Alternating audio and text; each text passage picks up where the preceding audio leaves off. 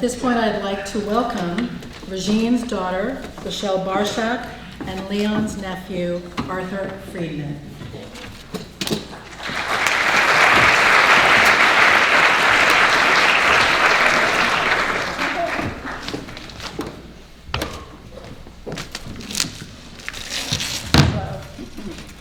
Okay, as per my promise to Harvey, just the essentials, 3 minutes or less.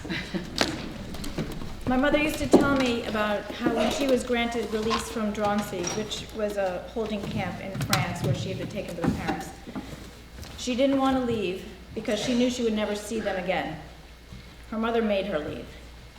Years later, I saw letters from her mother from the camp, heartbreaking pleas to send food. What was that like to receive such letters?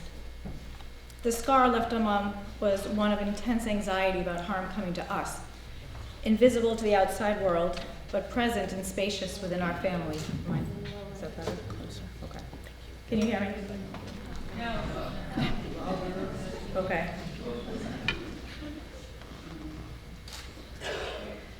The person the world knew was the courageous and outspoken woman. The person I knew at home confronted the impossible dilemma of how to protect us in a perilous world. Sometimes her warnings struck us as comical. Don't flash your money. Don't bother the driver. And one or two others that I cannot repeat in polite company. Often, though, it was not funny. She gripped my hand tightly to cross local streets until I openly rebelled at age 12. This did not go over well. My curfew was always exceedingly early. The worst moments came when anyone was late coming home. Her anxiety mounted minute by minute towards full-blown panic. These were tense and difficult scenes. Okay, but now a short list of her heroic accomplishments.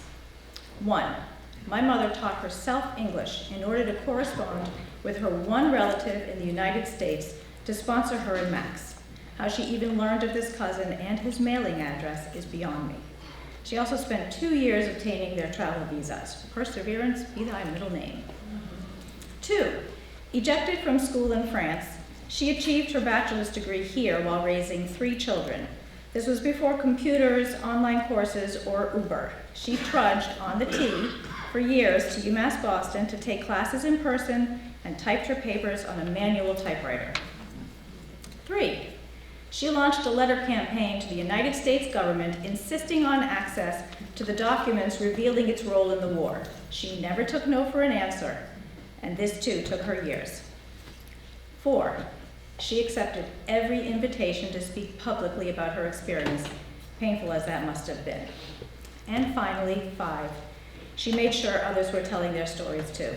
In response to her trauma, my mother might have retreated into a repressed silence. Instead, she spoke up loudly and often, speaking the truth in its starkest terms. She is the first and only person I have ever heard say, "My parents were murdered."